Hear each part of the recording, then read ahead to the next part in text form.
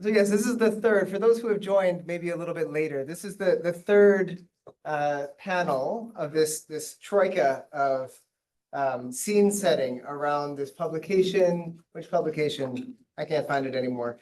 A publication, yeah. There it is. A second United Nations Charter, which we're calling Modernizing the UN for a New Generation. And just maybe a little bit of context. Last year, we had a similar event to this, where we tried to, I would suggest, break the taboo on the conversation around UN Charter reform. It was interesting that a taboo had formed, because at the founding of the United Nations, it was a buzz with what's going to come next. You know, that first decade where a charter reform conference was meant to take place was a time where in the news, it was common to read articles about how to improve the United Nations, how to improve its functioning, what the next stage of global governance could be. And then, you know, Cold War and realist actions took place, and it became a taboo. So last year, we tried to break that taboo and start a conversation in light of the Summit of the Future. And then what this group did is we went and we said, let's see if we can actually do it. Let's see what it would look like to reform the UN Charter, that is. And so we spent some time having these conversations, and what you see in this report is the outcome of those conversations. It's really an overture. It's not, of course, meant or intended to be the final word, but it is really an entree to a broader conversation, not just in theory, but in practice, what it could look like. And then for today's event, what we've decided to do is first start with some of the normative shifts that have taken place over the past 80 years that need to be addressed in whatever next iteration of the Charter comes. And then we looked in that second panel at some of the existing institutions and how they could be modified in light of the present realities. And, you know, conversation often revolves around Security Council reform, but we tried to treat many different institutions of the United Nations, see how they could be modified and improved. And now this third panel is meant to look at new institutions and arrangements. So as has been referenced in earlier gatherings, you know, there's a different structure, which is 4 councils. 3 of those councils exist: the Security Council, the Human Rights Council, and the Economic and Social Council. And we're proposing, just as an example, an Earth Governance Council. And if you think of it like a flower, you have the General Assembly and the Parliamentary Assembly at the middle, and then these 4 petals, each of which has some oversight by that GAPA combination. So we'll get into some of these more technical details shortly, but that I think is helpful in terms of a bit of context. And so we have the honor and the pleasure of being joined by a couple of Marias, a Heba and an Andreas. I will say, I find that people whose names start with M are really prominent in this space. I was looking at a panel we have tomorrow, and it's all M's, and I don't know what I'm doing there. Maybe I'll have to change my name to Matthew or something. But, you know, we'll start hearing from Maria Fernanda Espinosa, and I'm not going to go through the bios because these individuals are tremendous and really, if you need to know who they are, Google is super helpful. But I'll just say that Google may have very long entries for these individuals, so you should read quickly. But Maria Fernanda Espinosa has been following this process quite closely, and so she'll offer a couple of thoughts on Earth systems governance, Earth governance, and then also the relationship between the General Assembly and the rest of the UN. You may know she has intimate knowledge of the workings of the General Assembly as a result of her history and her husband's PhD. And then we have Andreas Bammel, who'll speak a little bit about the Parliamentary Assembly, trying to say things that weren't already said by our dear but brilliant Andrew Strauss, who might have stolen a little bit of thunder, but I'll let you two fight that out later. But literally, Andreas has written a book alongside Jolainen, who's sorry, you're surrounded by the Parliamentary Assembly. But they've literally written the book on the World Parliament. And then we have Heba Ali. I skipped over Maria Joao. What a terrible person I am. We have Maria Joao Rodriguez, who is with the FEPS. Something Progressive Studies. It's written right. I know, it's written right in front of me. European Progressive Studies. European, the foundation for you. I was lost on the F. I understand that it's Europe. That I didn't forget. The Foundation for European Progressive Studies. And then we have Heba Ali, who was the founder of the New Humanitarian. And hopefully she'll share a little bit of what brought her from that space to this one. But Maria Fernanda, we'll start with you. The question, as alluded to, is that we need to think about a different governance structure for the Earth system, climate change, environment, biodiversity. These issues are on the tongues of everybody who's concerned about the fortunes of humanity and the Earth. And I'm curious how you might, what are some of the advantages of what is written in this draft charter that could help us to ensure environmental protection going forward? And then also, because of your role with the General Assembly as a former president of it, I'd be curious to know how you think the treatment of the General Assembly in this new document could be beneficial for the United Nations and humanity as a whole. I'm going to be rather strict with time and decorum as well. So we will see how all of this goes. Maria Fernanda, the floor is yours. How many minutes? 8 minutes to start, but I'll give you 2 minutes remaining at 7. Okay, well, thank you very much, Dan. Thank you to the Baha'i community for hosting us. This is a space, just imagine in each square centimeter of this house, how much wisdom and knowledge is already being accumulated. You know, it's incredible. So thank you for that. But thank you also for the incredible, amazing intellectuals that are behind this second United Nations Charter under the leadership of the Global Governance Forum, Pierre Augusto, and this is remarkable work. And I know the question wasn't about that, but I have to say that, you know, innovation, social innovation, political innovation, the design of institutions are made through processes like this. It's futuristic, visionary, creative thinking. And I think this is a collection of that. And I really like the work as a product, as a process, as an outcome, as the piece of work that we're seeing here. So this goes beyond, of course, the environmental part. You already had an incredible panel this morning. So regarding your question, Dan, bon appetit. I would say basically 3 things. I've been part of the conversations of this. One of the big gaps when the UN was established almost 80 years ago was, you know, the typical charter, 3 pillars: peace and security, development, human rights. At the time, the issue of the environment, the issue of the Earth system wasn't part of the concerns, the crisis that we were facing, etc. But now I think the situation has dramatically changed. And I come from a country, Ecuador, where we have a constitution that gives nature rights. Our constitution say that nature is entitled to constitutional rights. So I'm inspired, of course, by that. And what has happened, you know, after, I would say, the last 30 years in my early career at IUCN is that in the very Western way of doing things that we have, we decided that the environment was about climate here, biodiversity here, water here, the air and atmosphere here, etc.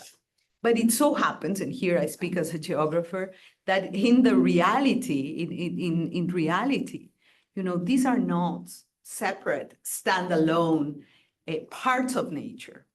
Ecosystems work and require systems thinking. For many years, the shorthand of environmental crisis was climate change. If you talk about climate change, it's done. It so happens that the extinction crisis, the pollution crisis, the ecological global public goods is what is under stress. And the need for these systems thinking also require the design of the necessary institutions to respond to the question of how to govern the ecological commons. That is the question that is addressed brilliantly here in chapter 12 of this proposal. And here there are two big proposals there, and I wouldn't go into describing each one of them, but perhaps just to mention some generalities so we can have a conversation afterwards. There are basically two things. The number one thing, of course, is the establishment of this Earth Council, which would be a subsidiary body of the UN General Assembly. With a membership, with an agenda, with some obligations and responsibilities, etc. I won't go into the details, but the idea is to have a full body in the UN system under the auspices of the General Assembly to address not water, not air, not biodiversity, nor climate, but to address the ecological commons, to address the Earth system challenges. And of course, the details, how it's designed, rely very much on the creativity of the works like this, but also on the political will of governments and member states. I think that if we define the subject matter, if we understand that nature presents itself and requires systems thinking and a governance arrangement that it's more comprehensive and holistic, I think that we will be doing justice at the scenarios that we experience in the 21st century. As a former government official, everybody says, oh, she was Minister of Defense. No, but one of my favorite jobs was when I was the Minister of Cultural and Natural Heritage in Ecuador. And I was in charge of the reporting of international conventions. And as far as I recall, including regional conventions, we have more than 2,000 environmental multilateral agreements. The burden of reporting, the burden of compliance, the burden of doing the right thing, even if you want to, it's almost practically impossible. I think that beyond the rationale, beyond the redefinition, understanding of a new narrative of Earth systems thinking, I think there is a need for policy, investment, subsidiarity, because local governments and communities play a central role on this, is fully embraced by a new architecture. And the second issue that this chapter, 2 minutes remaining, this chapter 12 is considering, proposing, is the need to upgrade the UN Environment Program and to transform it into an agency. And this is not a nomenclature change only. It means that we need a global entity to do the norm setting, the standard setting on environment, on our ecological common goods, and to bring together the 2,000 plus environmental and multilateral environmental agreements into something that has a complementarity, interconnectedness, coherence, and allow countries to work better together, to increase and boost cooperation, and to have common grounds. More conventions are going to be difficult, but I'm a strong believer on something that is outdated, but I think there is still hope to bring it back, which is the Global Pact for the Environment. There are initiatives also for a UNGA declaration on a planetary emergency. I think we should, but this is not going to solve the governance problems. I am a full supporter of both proposals in this section of the document, both the Earth Council under as a subsidiary body of the General Assembly and an upgrade of UNEP into a global environmental agency. Very glad to exchange more thoughts, but it is about time to go from issue-based to systems thinking and to be serious about how we govern our ecological commons and how we respect. I didn't go into the planetary boundaries discussion, but this is for next round. Thank you. Thank you so much, Maria Fernanda. I think it's understandable to spend a little bit of extra time on this environmental dimension. And actually, I think it may actually help Andreas to speak a little bit about the General Assembly, because it was actually Andreas who, along with a few others, was instrumental in figuring out this relationship between the General Assembly and the Parliamentary Assembly in the proposal. How might it look, not just in theory, but actually in some of the articles. And I know it was quite a process figuring out the different types of responsibility and oversight, and even just the raw numbers. How do we know how many parliamentarians there should be, and where should they come from? And I would be curious to hear a little bit about how we arrived at where we, or how you thought we should arrive where we did, and what some of the potential could be of this sort of arrangement. Andreas. Thank you very much, dear Dan, and also to the Baha'i international community for hosting us today. Your question about the genesis affects different levels. One is, of course, the second charter at hand and the discussions that we have had in this group. I can talk about how we came to the arrangement that you can now find in the draft. But at another level, more broadly speaking, it is, of course, the question how to come about with the idea of having a parliamentary body in the first place, more generally speaking. I can address both of these dimensions for sure, maybe beginning with the first. After all, we are presenting the second charter today, which was a very interesting process, which I had the privilege to participate in from the beginning. And the genesis of the parliamentary body was that at the initial stages, the thinking was it should be created as a consultative entity that is actually subsidiary to the General Assembly, which is the common proposal that is being pursued for a parliamentary assembly to be established below the threshold of UN Charter, which is possible. That is worth mentioning for sure, which is possible for the General Assembly to do according to Article 22 of the UN Charter, right? So a consultative assembly could be created, to be very clear, by the General Assembly tomorrow, in principle, without charter amendment, using this mechanism of Article 22. So in the discussion of the group, the argument was put forward, if that can be done below the threshold of charter reform, why do we include a consultative body here? We should be more ambitious. So then the discussion moved towards a legislative bicameral body, like fully fledged, a body with two chambers that could actually adopt world law.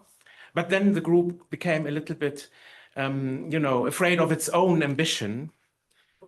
It was a real roller coaster discussion in the process, even up to the last moment, it was up to decision what to do about it. And I think in the end, we have settled on a very good middle way in this existing second charter, which means that the General Assembly, it remains the chief deliberative and policy-making body of the UN. However, we do suggest that the Parliamentary Assembly is attached to it.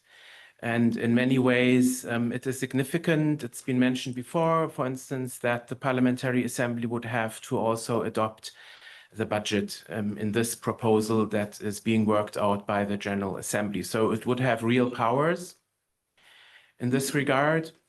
And I think many details will have to be sorted out in the rules of procedure and the protocol that are foreseen in the draft second charter, but it is worth saying and stressing again that the Parliamentary Assembly, in our hope and anticipation, would bring in a real new dynamism, because it would really be a body that is at least normatively and theoretically independent of member states.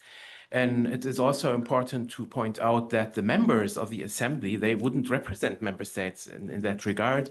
That will have to be addressed in the rules of procedure.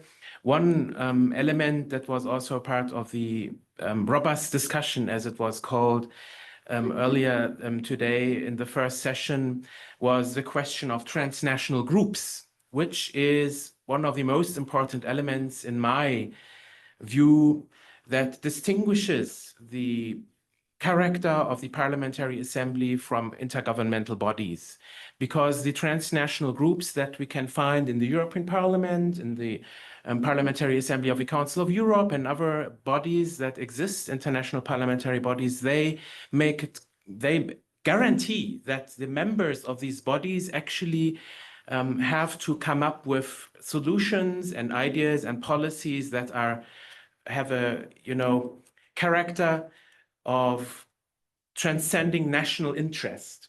For government representatives in the General Assembly and all other bodies, they are there. It is their raison d'être to defend national interests. And I think that's legitimate.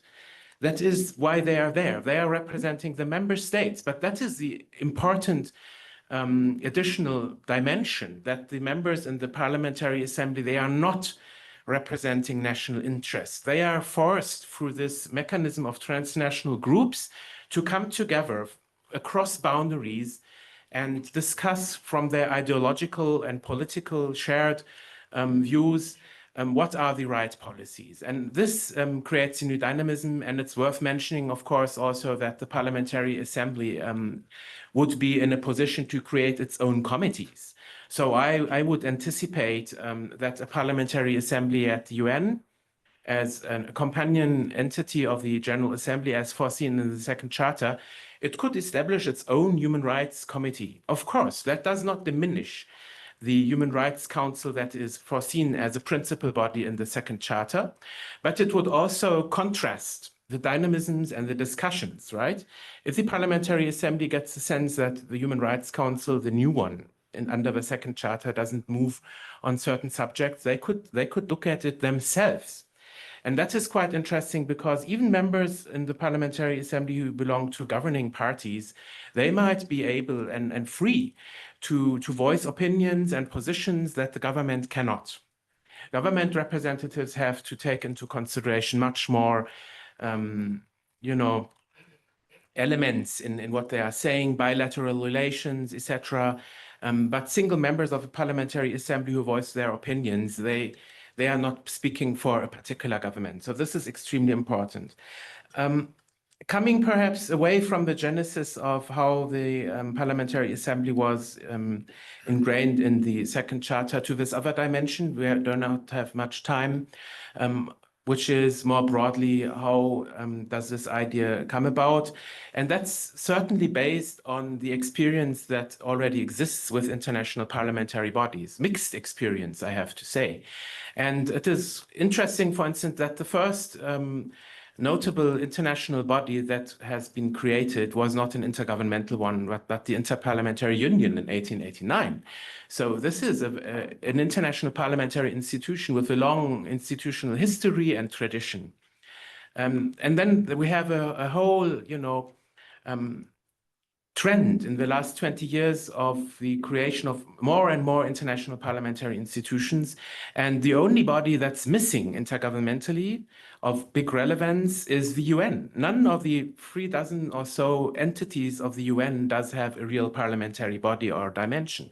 The IPU is an independent institution. It has a collaboration agreement with the UN and UN entities, but it is on a receiving end. That is important. And also a takeaway, perhaps. Parliamentarians and parliamentary institutions cannot be only on the receiving end of UN decisions and UN policy making. They have to provide input. They need to be part of a deliberation. And that's why a distinct UN body is required. And that's how, based on these experiences, in particular of the European Parliament, which is actually a part of the bicameral legislative body at the EU level. Based on these examples, we have come to the conclusion it must be part of a people-centered new UN based on the second charter. And maybe one final remark. I believe it is really a win-win situation even for member states, because including parliamentarians in a systematic, predictable way like this, and even giving the Parliamentary Assembly some kind of power under the charter,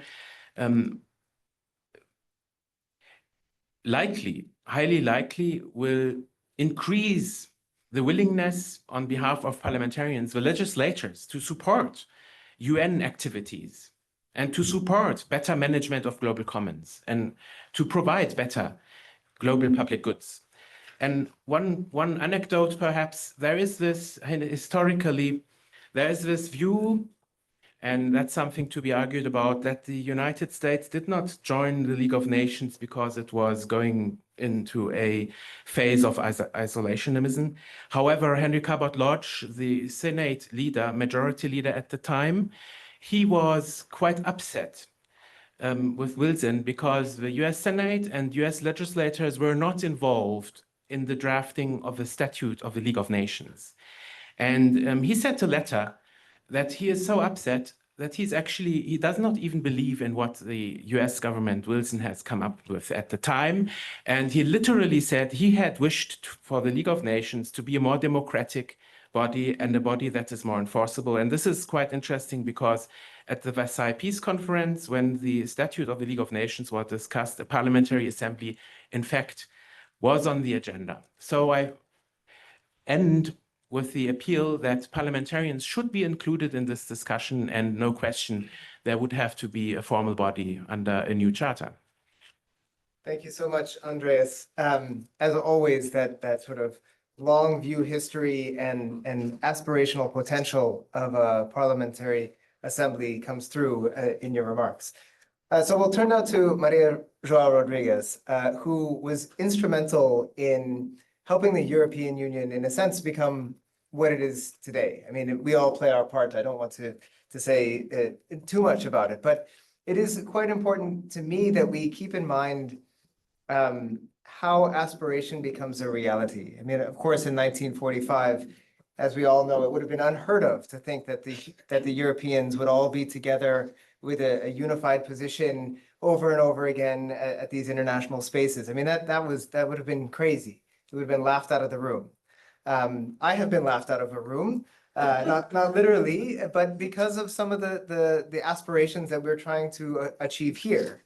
But when I spoke to Maria Joao, I think it was a year ago, she told me a little bit about what drives her to do this work and what progress she was able to see in the European context. And I'm curious, Maria Joao, if you'd be willing to draw some parallels between the efforts of your experience and what you're seeing in what we're trying to achieve here. So the floor is yours. Dan, great pleasure for this opportunity, and great to see so many friends around the table.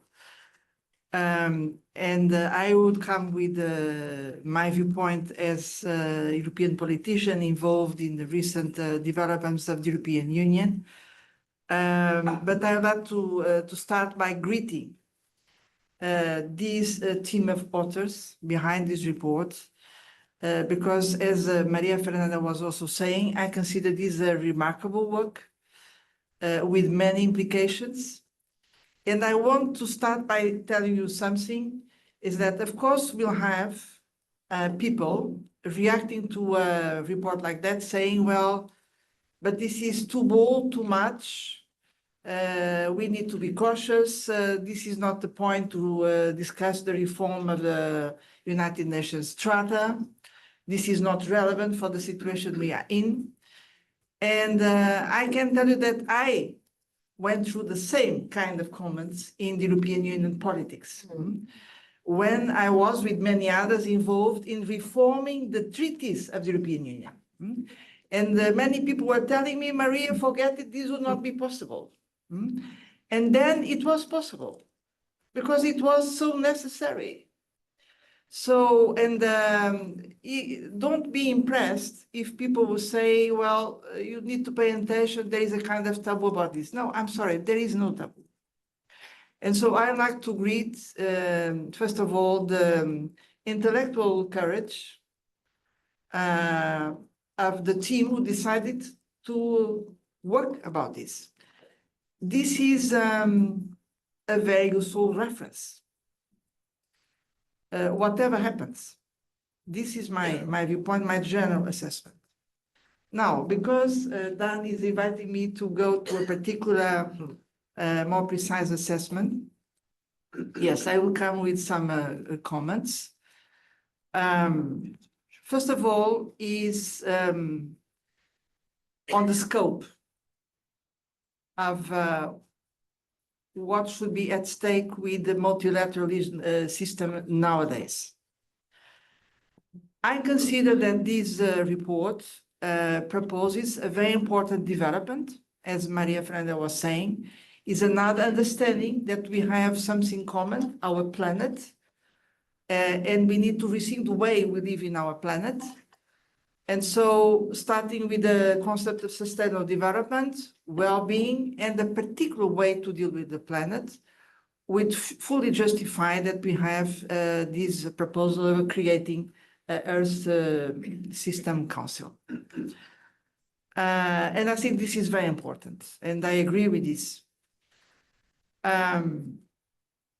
We could also argue that our report reflects other way to understand the other pillars of the United Nations system, the human rights and the peace and security. There are also developments. So all these, I consider this very positive. Nevertheless, I would say, and I know that you are going on in your work, there is an area which would need more effort, which is about, let's say, a new part of reality, which is expanding in front of our eyes, and which is the digital reality. This is also part of reality. And we need to recognize this.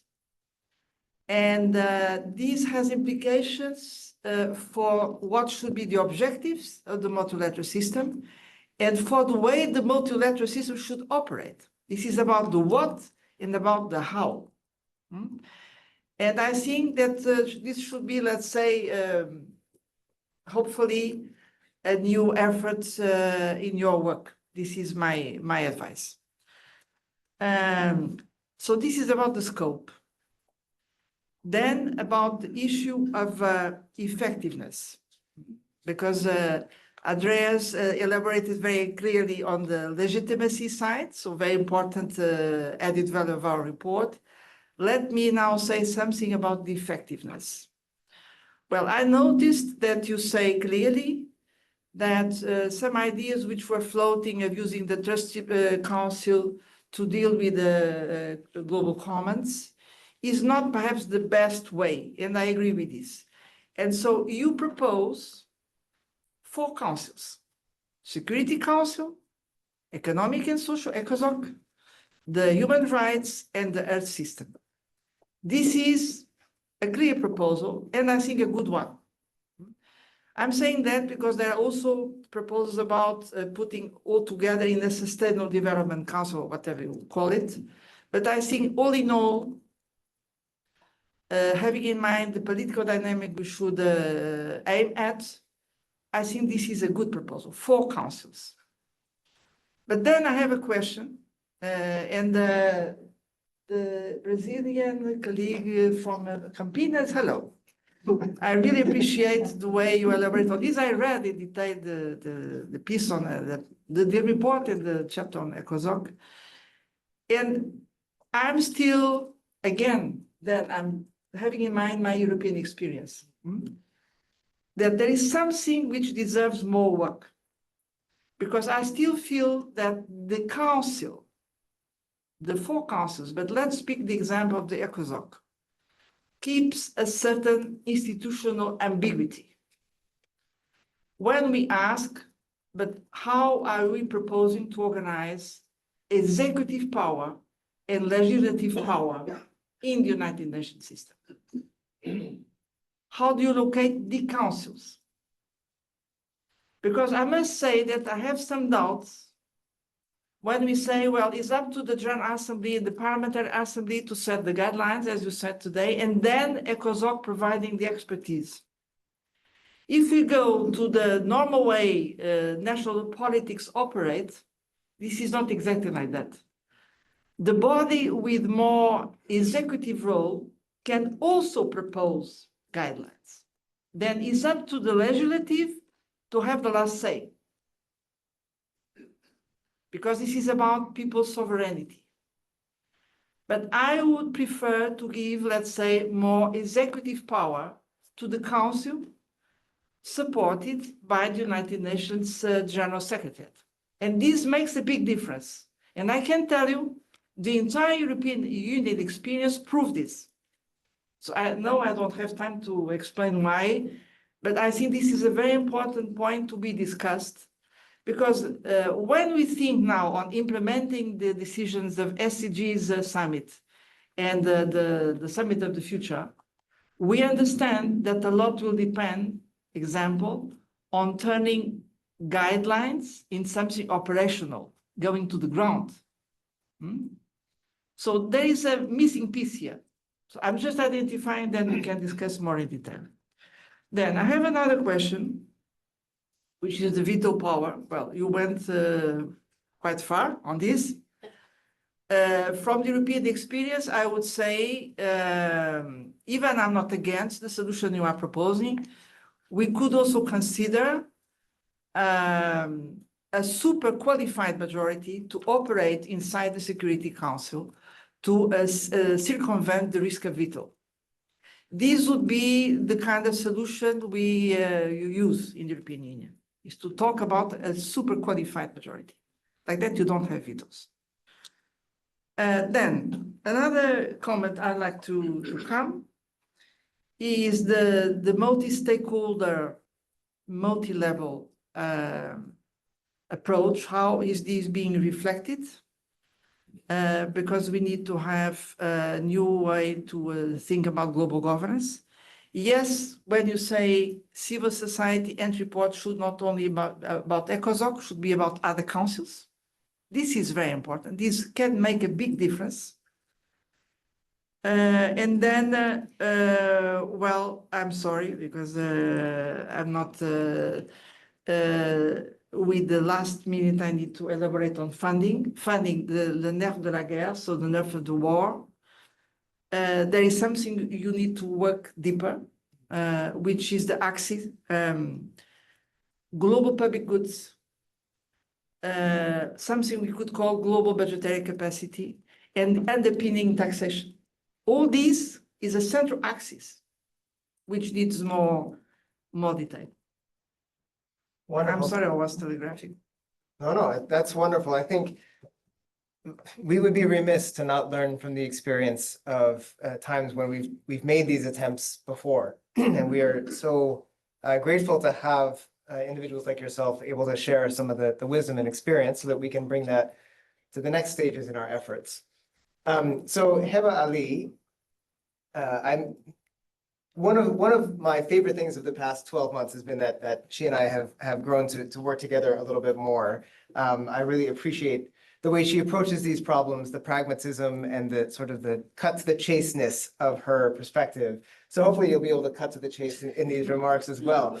But as you were reading the report, I didn't mean to do that. As you were reading the report, you wrote a message to a few of us saying, this is really a valuable contribution, like congratulations. And, you know, of course, that's easy to say, but I'm curious, you know, you're somewhat new to this area of work, coming from more of a humanitarian background. What is it about what is here that draws your excitement? What do you think has the potential to ultimately achieve the ends that we're seeking? I think you know, often we replace the means with the ends sometimes, as if the ends that we seek is charter reform. It's not. That's a means. The ends that we seek is human flourishing and global well-being. And this charter reform idea is just a means to get there. So I'm wondering, how do you think some of the recommendations in here might help us achieve those actual ends? And then dovetailing a little bit from that, how do you think we can overcome some of the status quo inertia that actually prevents aspiration from becoming a reality? And I think here, maybe if you could ground your response in some of the conversations you've been having with member state delegates over the past 6 to 9 months on this topic. Good luck. I would just say that most people don't actually like my cut to the chaseness. And I'm losing. Most people don't have time limits. So hi, everyone. Just my background is as a journalist covering humanitarian crises around the world. And I used to run a news organization that was dedicated to doing that. And so I spent years of my life watching humanitarian crises and over time realizing that despite how insular the humanitarian sector can be and thinking that they actually have the solutions to the problems, the solutions lie at the level of global governance. And when you looked at any of the issues really that we were covering, whether it was the impact of climate change, the impact of COVID, and in particular, the inequitable distribution of vaccines, the wars in Gaza and Ukraine, all of them had their roots in decision-making at the international level that was A, not fair, and B, in the interest of a handful over the majority. And so that's what brought me into this space. When I stepped down as CEO of the New Humanitarian, I said, I want to work in actually addressing the issues that lead all these humanitarian crises to take place. And somebody on the call during the earlier session asked, okay, so if we implemented all of this, what would actually be different in the case of the war on Gaza, for example? So to my mind, what would be different is you would have had limits on the US's ability to veto decisions at the Security Council to take action to stop the war. So tens of thousands of lives would have been saved because the Security Council could have hopefully come to an agreement on a ceasefire months ago. You would have had an International Court of Justice if, as we've discussed, with a universal mandate that could actually make binding decisions that Israel could not ignore. You would have had, we know that Palestine has a majority of support at the General Assembly, as we've seen in some of the recent votes. An empowered General Assembly, particularly one of the articles that stood out to me the most was this exigent situations clause in Article 15 that allows the General Assembly to make binding legislation, which could apply on everyone, which in a case like this would certainly have changed the course of the conflict.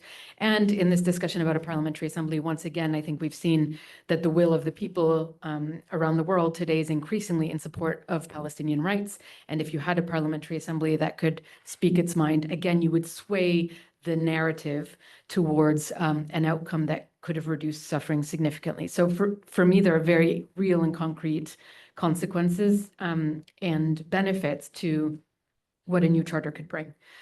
I'll just take a minute to talk about the coalition that we're now trying to drive forward that Tad mentioned this morning.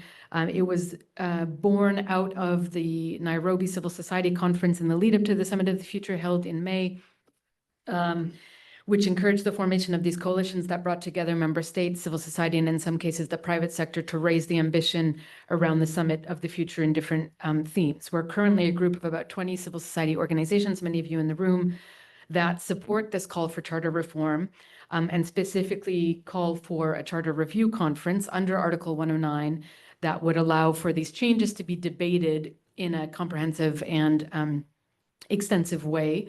And Article 109, I should remind us, was a concession that was made in 1945 because there was so much opposition to the veto power and requires, I was about to say only, it's not an easy feat, but it's not an impossible feat, a 2/3 majority at the General Assembly and any 9 members of the Security Council without the power to veto the holding of the conference.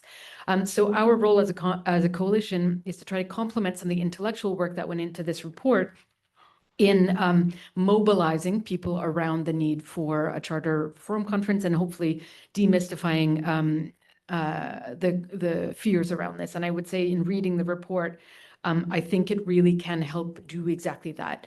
I found it inspiring, and I found it enabling in that it allows people to imagine what's possible, and some of the fears that they have in the abstract, when you look at the concrete, become much less scary. So in terms of kind of how to move this forward, we are concentrating, I mean, our vision would be to create a group of like-minded states that commit to advancing this issue and begin to build that critical mass that's needed to drive it forward. And I'll come back to that in a minute. But I think, as Dan has mentioned, it is important to break the taboos and the fears around charter reform. So a big part of our work is really just to normalize the conversation around this. And that's beginning to happen. You can see the conversation about charter reform becoming more serious. It's no longer dismissed as a crazy idea. People still have concerns, and many of them are legitimate, and we should engage with them, but they are willing to have the conversation. And Richard Gowan of the International Crisis Group, who's a very respected analyst, said the other day to me, 109 is in the air in a way that it hasn't been for quite some time, if ever. So we're seeing that awareness starting to take place. We've got a piece coming out hopefully on Monday in Al Jazeera. We've developed a social media presence to try to socialize this, as Tad said, bring it into the zeitgeist. I think the challenge and the work we have to do is, how do you popularize such a difficult and abstract topic? Everyone is angry about Security Council veto. I think that's an accessible entry point to talking to general publics about this, but to turn the message that we need more inclusive and equitable global governance into a rallying cry that people are going to demonstrate on the streets about is something we need to think hard around how to do. I will say, in terms of member state engagement, we've spoken to a number of them, the Brazilians, of course, the Norwegians, the Danes, the Somalis, Ukrainians, Emiratis, among others.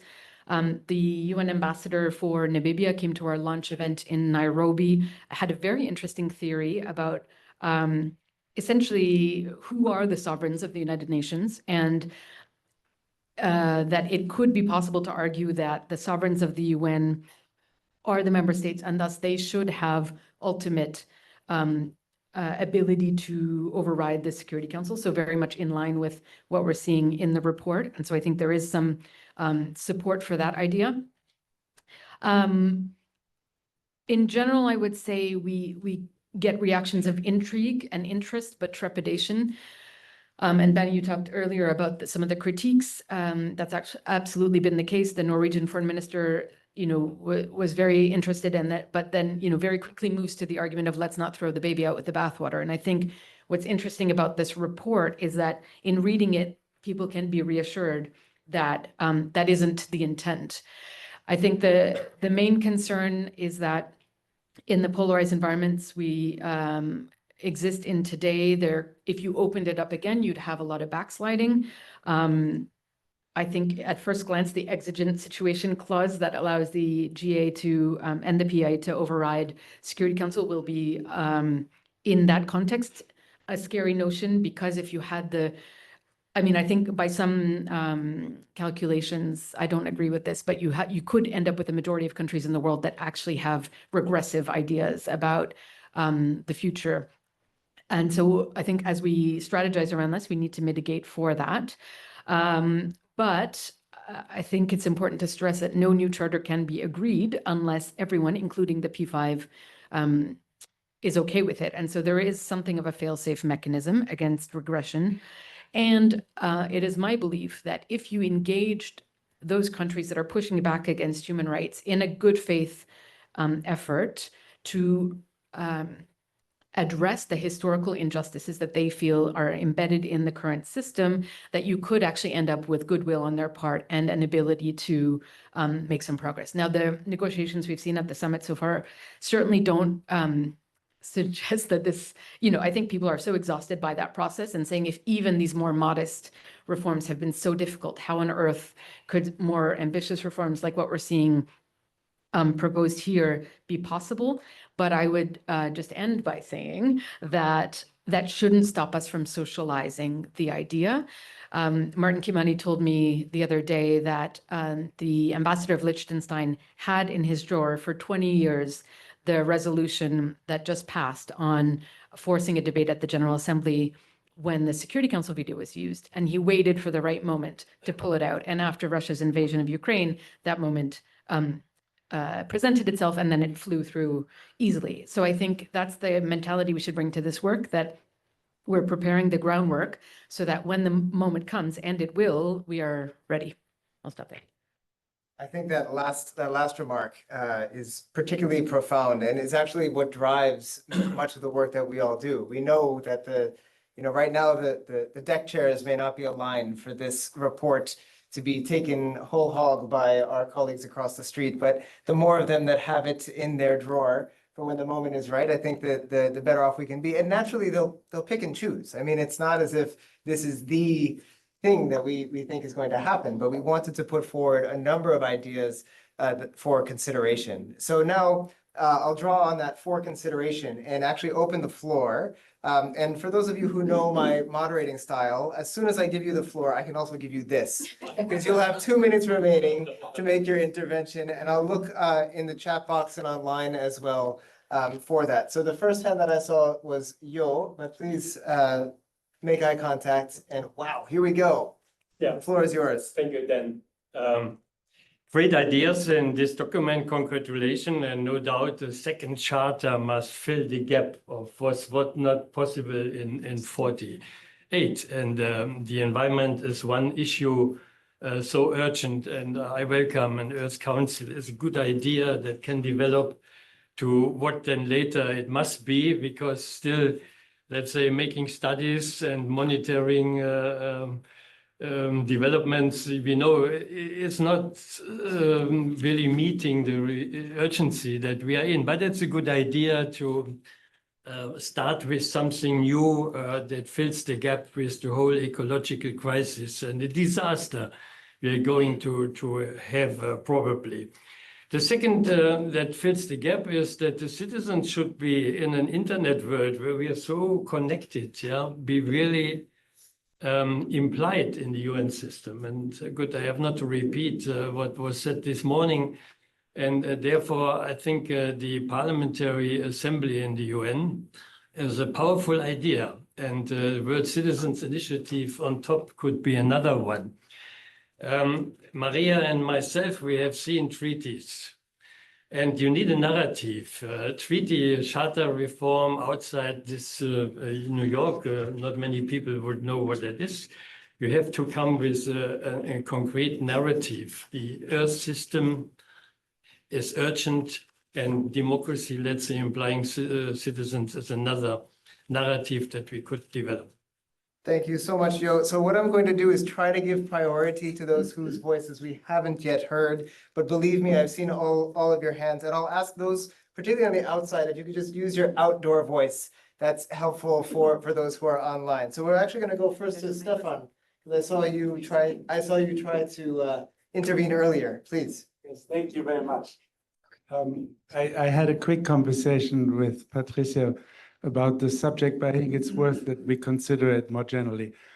It's regarding ECOSOC, and in particular, I think it might be useful to explain also what are the intentions of economic policies that would be crisis preventing. In other words, maybe one should add that the intention is to create conditions of economic and financial stability.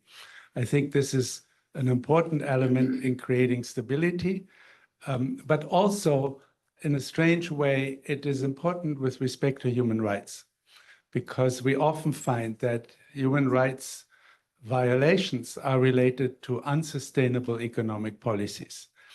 And that brings me to another issue that I noticed in the draft that is given to us here, that human rights have pretty much been pushed out of the ECOSOC chapter and gone very much into the human rights chapter. But I think it is important to keep human rights in the ECOSOC dimension as well.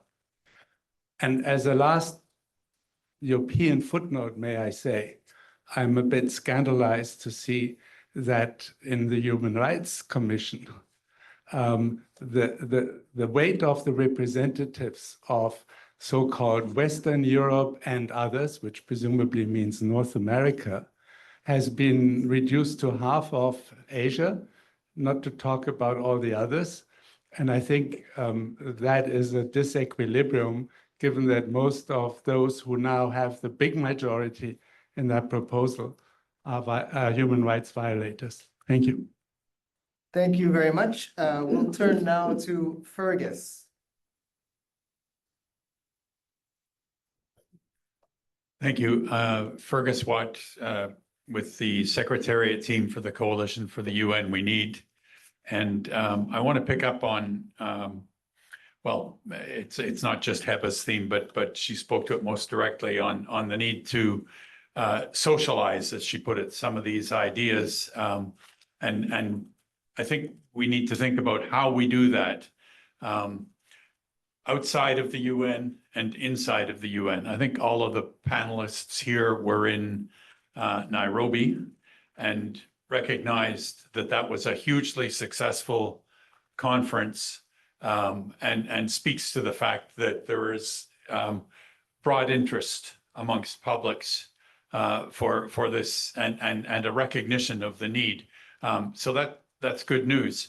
How we socialize it inside and Nairobi might be another example, Maria João, of you know how we can work closely with secretariats to you know in convening and working together to push things forward for change. But inside the UN, it's a different story. The idea I want to throw out, and I'd be interested in if Maria Fernandez's views on this is, and it occurred to me when I was listening to Martin Kamani this morning talking about bringing change to the UN, not you know, and the security and you know consensus. So the IGN has been going for at least 3 decades. Yeah, I'm just finishing, Dan, and that's the negotiations on Security Council reform, and it's getting nowhere. We all know that. It's a gift to the P5. Why do the members, the majority members of the General Assembly not start giving up on Security Council reform through the IGN and therefore provoke another discussion, a broader discussion about all kinds of these changes? Thank you, Fergus. Over to David. You can just speak. There's microphones in the ceiling, I Great. promise. Well, I'll speak with a loud voice. There you go. David Woolcombe, Peace Child International. Really loved your point that you started with, Maria, because as you may know, the British government produced a biodiversity review in which an early sentence was, the world lacks the institutional infrastructure to protect the global commons, which is exactly what you're saying. The global commons is all of it. And the Earth Council, that I haven't read this document yet, but I hope it will talk about all of it, because that's what we're about here. But all of it requires all of us. And I worry, Dan, in looking at this document, that there doesn't seem to be much engagement with Russia, which is the biggest country in the world, or with the Chinese, the People's Republic of China, or in fact with much of Asia. And I do feel that if we're going to look at an Earth Council that's about all of it, we must engage all of us. And I wonder what your experience is, given what's happening with the negotiation about the pact and the declaration at the moment, is your thoughts about what Heba was talking about, how we draw in these P5 nations that may be hostile to this whole idea. Thank you, David. We'll go to Renzo, and then we'll turn to some of the former panelists who, yes. Thank you. I risk embarrassing myself by asking something about the Parliamentary Assembly, of which you have written a book, but I hope you can clarify this. A Parliamentary Assembly at the regional or global level assumes democracy at the national level, right? In order to guarantee that the representatives will be citizens and not just extensions of the will of the government.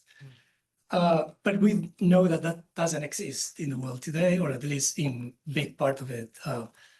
A big majority of the population of the world lives under autocratic regimes with no democracy, and in which parliaments are just, as I said, extensions of the executive government. So to be provocative, if I were China or Russia, I would really gladly support this initiative because it would give me not one vote per country as it is now, but it will give me, on those two cases, 10 votes in the Parliamentary Assembly, guaranteed. So as Ambassador Kimani said today, change comes from outside, not because we change the charter, suddenly all the countries in the world will become democracies. So what are the safeguards here to avoid having a council or an assembly which adds to the lack of representation rather than provides the representation that we would like to have? Thanks. Very light question. The floor is yours. Oh, Andres, you can just pass your microphone. Oh, sorry. It's easiest. So actually, it's exactly what you're saying and what Stefan was saying and what Heba was touching at, but I think you didn't dare to say it. And that is, I mean, the elephant in the room when it comes to having the Parliamentary Assembly and so on. What do we do when we know that it's in 18 consecutive year in a row there is a decline and in democracy, and there is 70% of the populations in the world is not living in democracies. And I think that there are so many good things in the second charter. There's the Earth Council, is now the gender is making the institutions stronger. But this is something that I'm really afraid of. And I know that Hans Perell, who is behind us here, who was also one of the reviewer, rose this issue when we discussed it, but we don't have an answer to it. And I was chair of OSCE in 2021, and there were many good proposals in this area, and nearly none of them was agreed, because there was always the unholy alliance, I'm sorry to say it, but was Russia and the Holy Chair, for example, who stopped everything that has to do with gender and women's rights and so on. And there was all those, because they had a majority. So will we leave these important issues of democracy and human rights when we know that we will lose every time? Because now we are in such a minority or in favor of those values. And how do we overcome that? And that is my question. Another very light question. Fantastic. We'll go to Tad, Bonnie, Ria, and then we'll go back to the panel. Tad, you can just use you always have an outdoor voice. I'll do both, Dan. Oh Thank my you very gosh. much. We have a former PGA with us today, so I say with great apology, MFE, that the UNGA is often described, as I know you've heard, as one nation, one vote, no power.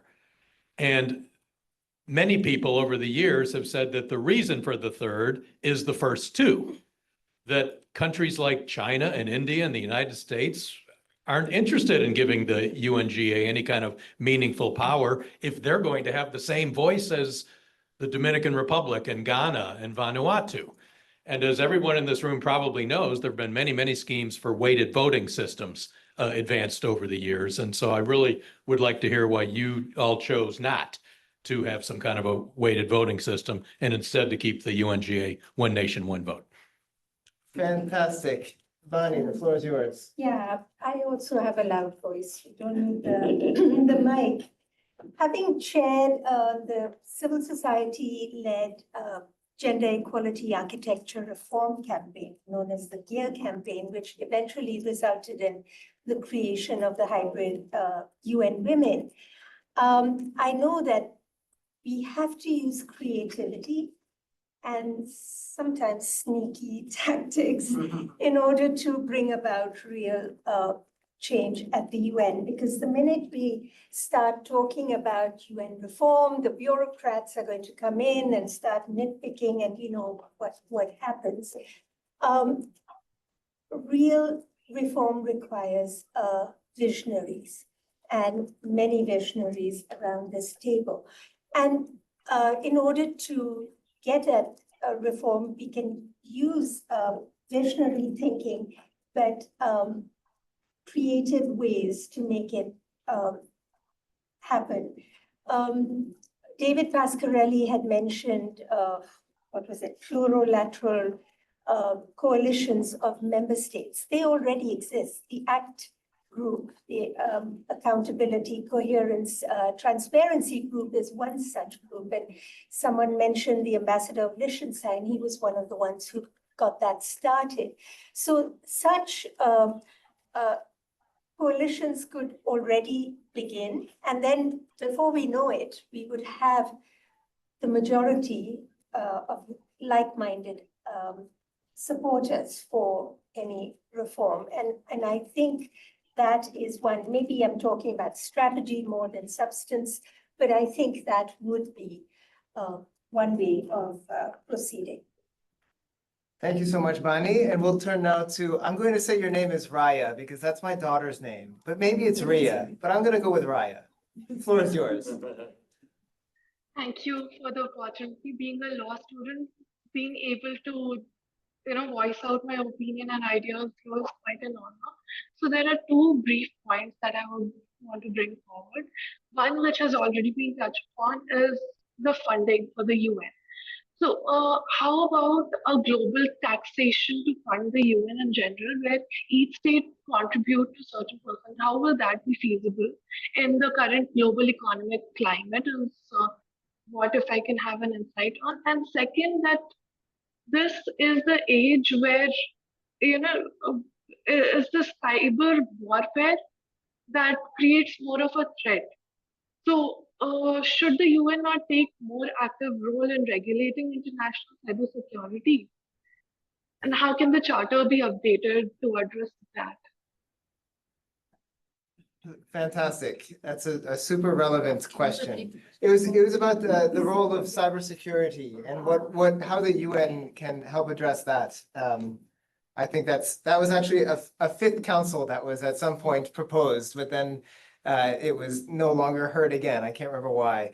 So what we'll do is we'll turn back to the panel. There were some really fascinating questions, and I'm going to have Andreas actually speak last because others may touch on a few of the things that he would want to say. But I think this question about autocracy, authoritarianism, and democratic values is at the heart of a lot of what you do.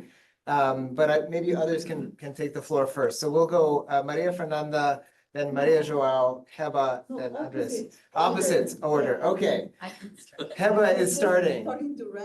Okay. I can address the question on the P5 and then I'll leave Andreas to talk about democracy. I think it's important to note that it's not the P5 that are the first blockers. If you look at the Security Council reform, P5 don't even have to block it because everyone's fighting amongst themselves over who's going to represent Africa, who's going to represent Latin America, that they can just pretend like they're supportive and have Biden go to the General Assembly and say, we'd love to reform the Security Council and not actually have to do anything. So actually the work to be done before we get to the P5 is on everyone else. And interestingly, Ambassador Gertz of Namibia, when he spoke about this, said the problem was the G4. Like in his mind, they're the ones that are kind of leaving Africa on the side, so everyone's got someone else to blame, and often it's not the P5. So let's first get the critical mass of support among all of those who actually benefit from this, but aren't willing to agree with one another, and then deal with the P5 later. When we get to the P5, I think the argument is, and it's a little bit idealistic, but I think it can ring true. In a world in which American hegemony is declining, they need multilateralism in order to have influence in the world. And if they don't give up some power, countries like India will go off and ignore multilateralism, do their deals bilaterally, and actually the United States and the Chinas and Russias of the world are worse off. And so they need to give up some power to protect multilateralism, which is ultimately in their interest, is one kind of route to take. And then lastly, I will say there are historical examples of a P5 country using the veto and then later their own government overturning that decision and they ratify something. So you could have a situation in which a new charter is agreed, P5 countries don't ratify, it gets stuck, and then a new government comes in, ratifies it, and it goes through a few years later, and that has happened historically. So the role of the veto is sometimes overstated. And then lastly, I would say, let's just get the process started, because once you open, like you might not be able to put the genie in the bottle afterwards.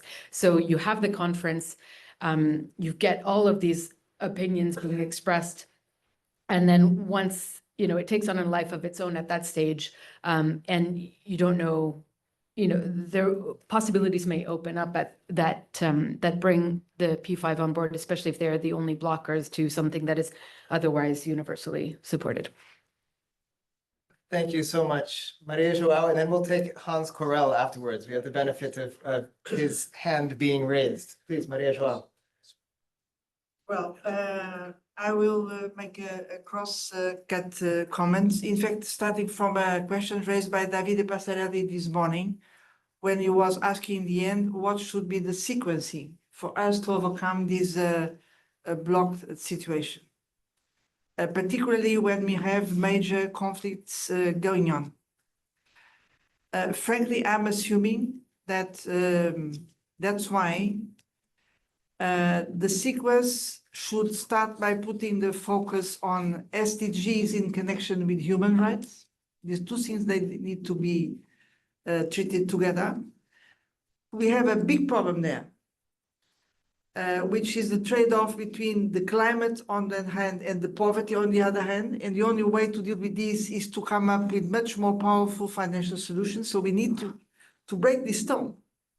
Otherwise, everything else will be poison. Well, there is a lot to be done on the digital, which is out of global governance.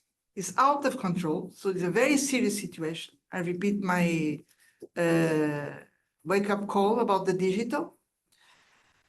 And then we have the big issue, I'm sure that Andreas and Maria Fernanda, which is the democratic issue. But let me give one part of the answer, I believe, is we need definitely to move from a multilateralism marked by Westphalian paradigm, so where governments of member states, they hold the entire power, to a post-Westphalian concept, meaning involving other sources of political legitimacy. That's why the work on new ways of developing legislative are so important, and the multi-stakeholder approach also very important. Let me, because I cannot be in silence about this, the role of macro regions, because I'm also supposed to represent here the voice of the European Union. Frankly, I think this geographical representation we still have dividing Western European countries from Eastern is completely outdated.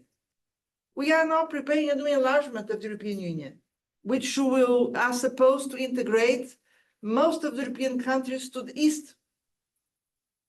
So this is not at all in line with the reality of the European Union. So this is something also, and I hope this will also be reflected on the way to deal with the other regional organizations, such as the African Union, ASEAN, hopefully, let's see what happens in Latin America. So this point should not be under neglect.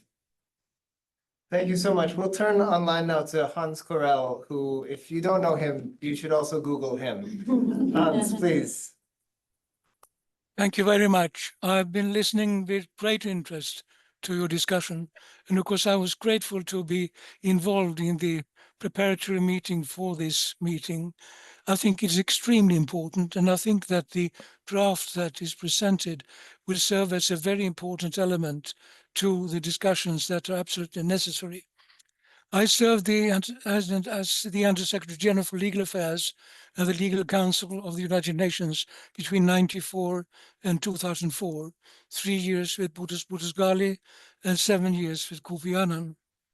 Kofi Annan was not a lawyer, but I often mention that he understood better than many lawyers that the rule of law is a precondition for international peace and security. And I think that this is an element in this whole discussion that you have had here. It is absolutely necessary to focus also on the rule of law.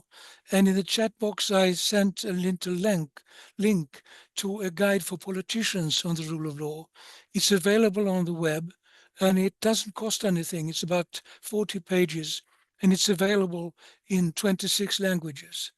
And if you didn't see the link, just take down the words rule of law, a guide for politicians. And this was something that a former heads of state and government discussed in a meeting they had in 2008. And when we were discussing the question of rule of law, Helmut Schmidt, former chancellor of Germany, said, I wonder if politicians understand their responsibility for the rule of law. And I think this is so extremely important coming from a former head of state. And I think that if you bring this element with you in all the discussions you have now, and I'm extremely critical of the Security Council P5 sometimes. I mean, what's happening now is that one of the 5 permanent members of the Security Council is violating one of the most fundamental rules in the UN Charter, namely Article 2, Paragraph 4, that forbids states to threaten or to use force against other states. So I think the work you have done here is very valuable, and I think that it will serve a very important purpose in the discussions that are so necessary now among states. Thank you for your attention. Thank you very much, Hans. So I'm going to close the floor, but Roberto can make maybe a 30-second intervention before I said that. And then we'll turn to Andreas, Maria Fernanda, and then I'll give the floor to Augusto for any closing remarks as sort of the patron of much of what we're doing here, the intellectual patron, perhaps. So Roberto, 30 seconds, please.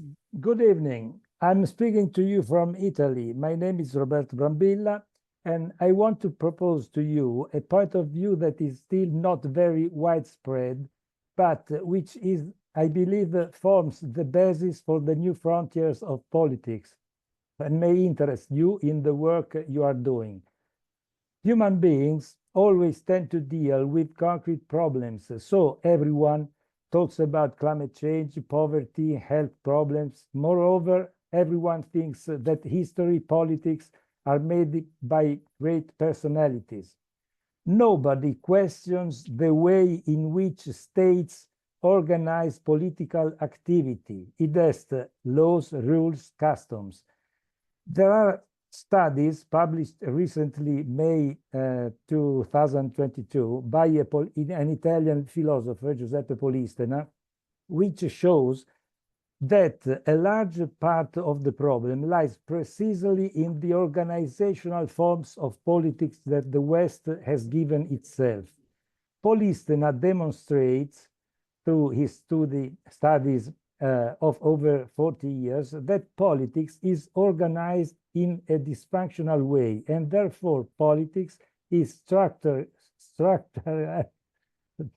and is unable to provide answers to people's basic needs. This problem is widespread. I finished.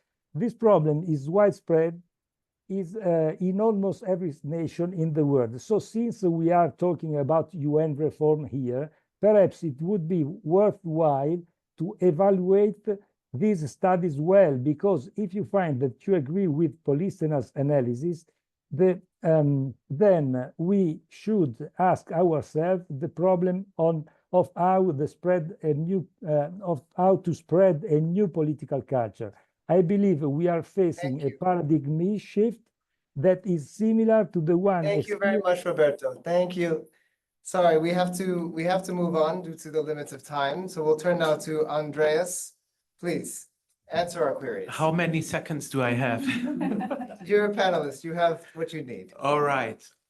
So first of all, I think it is important to state that this issue of the democratic legitimacy of the members of a potential parliamentary assembly is on the agenda and has been on the agenda from the beginning of the emergence of this proposal in earnest at the beginning of the 1990s.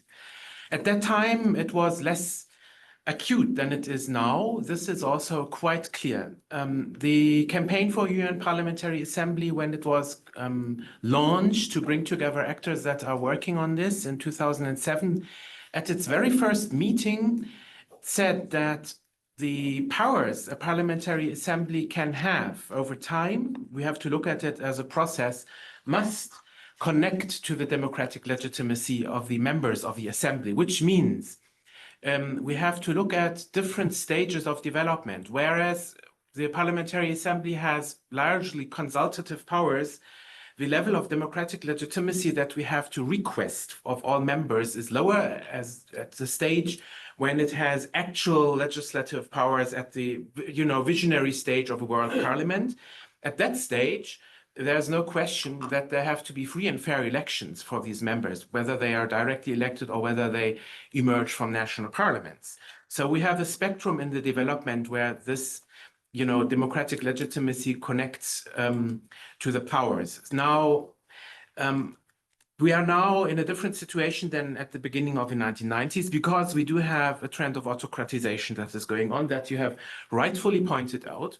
However, I would invite us to shift our attention more to those representatives in such an assembly that will be represented at the UN level for the first time ever. As opposed to parliamentarians in the assembly who potentially are instruments of the member states. And here it is important also to quantify the problem in a more nuanced way because it is not, and you did not imply that, but I still want to illustrate, it is not the case that the world is separated in democratic and non-democratic countries. We have the problem of closed autocracies. They are at the end of the spectrum. They are the most problematic. That's indeed China, yes, and Russia, perhaps. But then a part of those 15, 20, 30 countries, we have a very large spectrum where you cannot immediately say, outright, this is democratic or not. And it's also difficult to assess what is exactly, the democratic character of a particular country in a political way. So we have, the bottom line is that we have many dozens of countries that are in the spectrum. And whereas the government, in fact, might be autocratic, these countries often, if not in most cases, feature in their parliament a democratic opposition. And that is what I mean, shift our attention to those who are today not represented. Okay, the Chinese government will send its parliamentarians that are probably taking instructions from the Communist Party and they follow a government line. But in dozens and dozens of countries, there will be a real democratic opposition for the first time having a voice and a seat at the UN. And that is why it is true that pseudo-parliamentarians are a problem, but everybody would know who they are, right? Everybody would know it. And the big thing is that we would even argue that it is a tool to strengthen democracy, right? Because these democratic parliamentarians of the opposition would be included for the first time at all. Today, they have no means and ways to have a voice at the UN, and they could actually challenge. They could challenge autocracy and autocratic governments at the UN in a way that governments today would not be able to do and not willing to do. And now coming back to this issue of how it connects to the powers. And in the second charter model that we have, the Parliamentary Assembly does not have on its own any powers. It can, yes, it can adopt resolutions as the GA today adopts unbinding resolutions, but on its own and in itself, the Parliamentary Assembly does not, come up with any binding decision-making at all.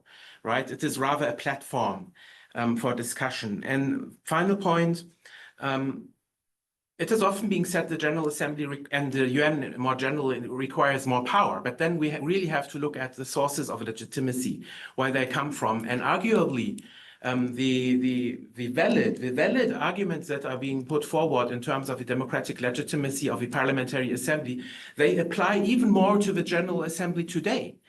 Right? I would absolutely object giving the General Assembly any binding power, because it lacks even more so than a Parliamentary Assembly would the legitimacy that is required. And that's why in the end, and I'm coming to the last sentence, what we really require is a very smart way of checks and balances, and part of which in the second charter is, that has been mentioned before, that the ICJ also would have powers to review decision-making of the GA and the PAs.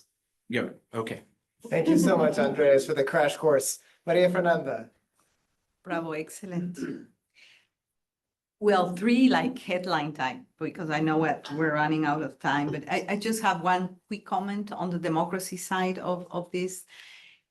It's not a comment, it's a number. In the latest Latino barometer, which measures, different things, among others, the trust of citizens in democracies in Latin America.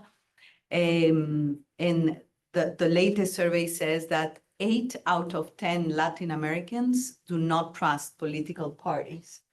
8 out of 10. And then I would be very much in line with the question that Anne asked about rethinking and rediscussing democracy, what it means, the issues of representation, of legitimacy. I think it's relevant for the discussion. It doesn't, of course, invalidate the proposal, but I'm saying, there is a bigger issue that we should, be concerned about. Not only these are the 10 countries that are non-democratic, therefore, no, but these are okay. Well, and believe me, if you look at the parliament in my country, I'm a diplomat. So, okay. That part won't be recorded, don't worry. Yeah, ouch. So, okay. Now my questions and in my response to Tad, basically on the role of the GA, one country, one vote, no power. I would argue precisely the contrary to what you say. And often it's been, people repeat things over and over, such as, the resolutions of the General Assembly are not legally binding. The Security Council resolutions are, they are binding. And, when reality comes to play, my question is, who approved the Sustainable Development Goals and Agenda 2030? It was a decision of the General Assembly. Who approved and designed and negotiated the Climate Paris Agreement?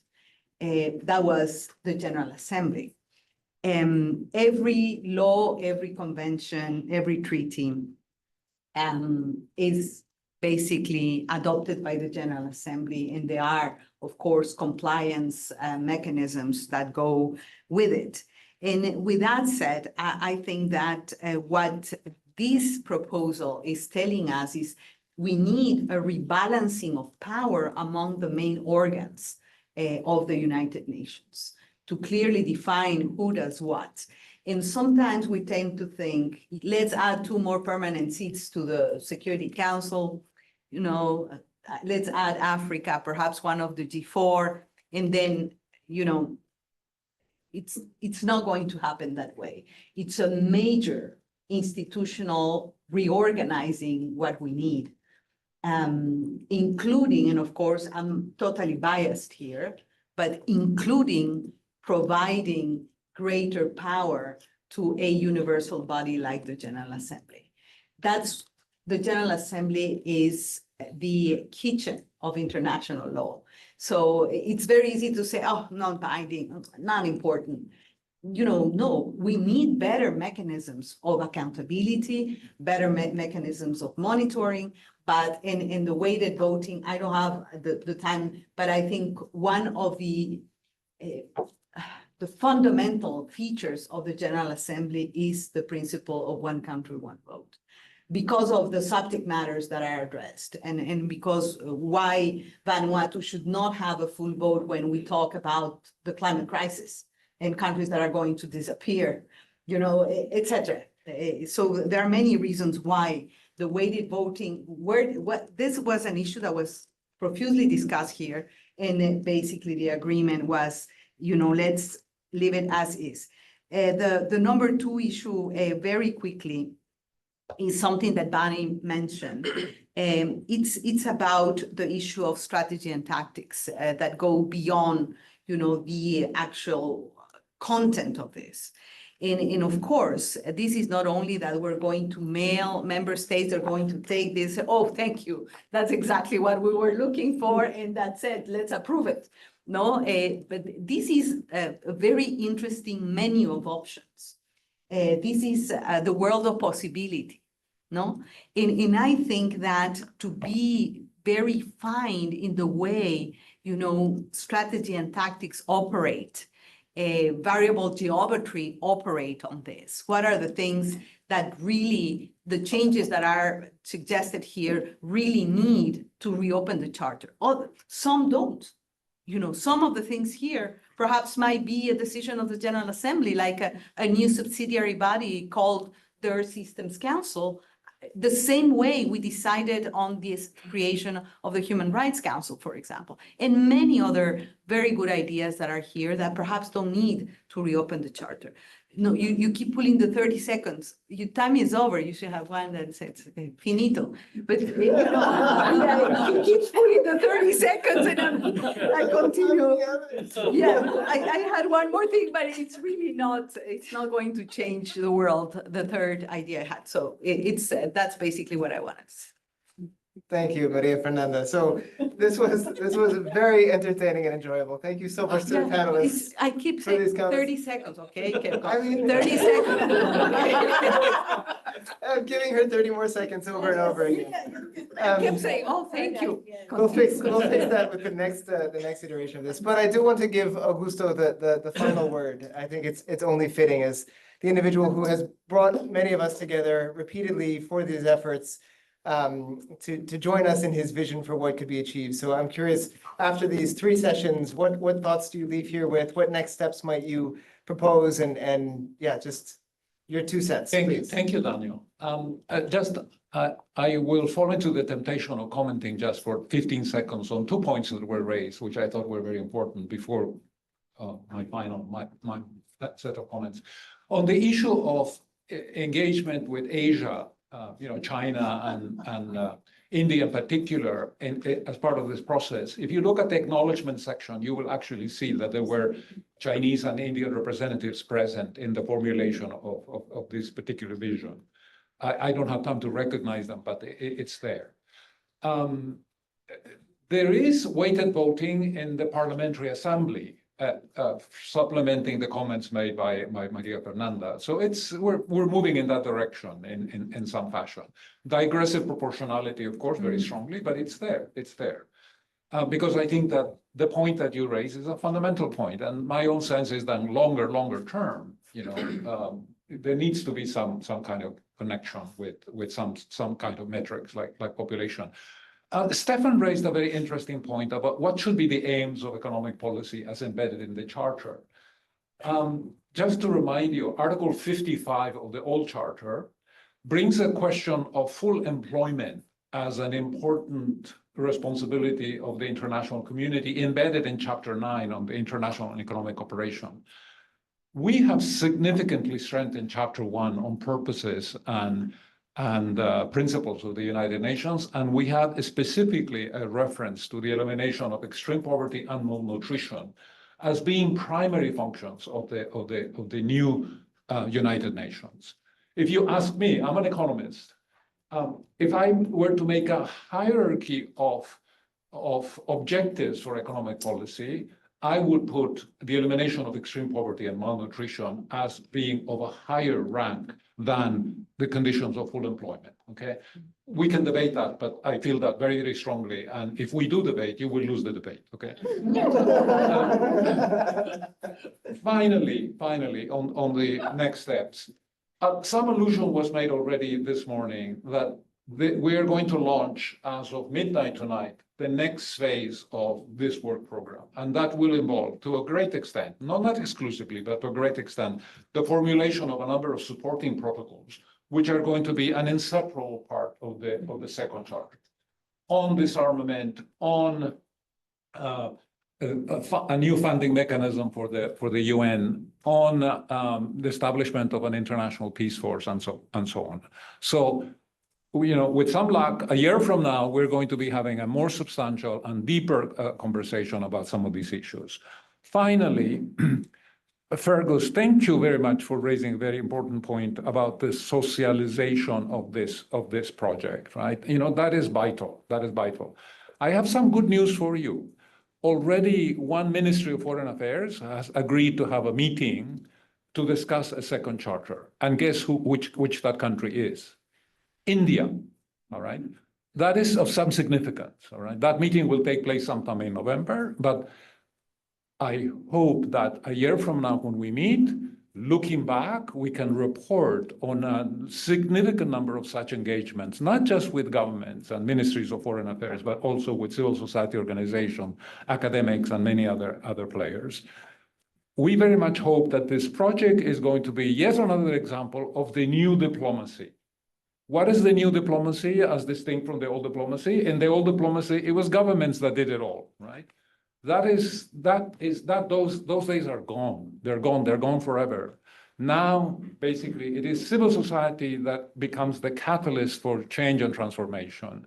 This initiative has started with civil society, and it will be the empowerment of civil society through the work that will be done by people like Heba and Daniel and others who are members of the Impact Coalition on UN Reform, that hopefully will take us to another place sometime in the future where this is not just an academic exercise, but this is actually an instrument for precipitating change.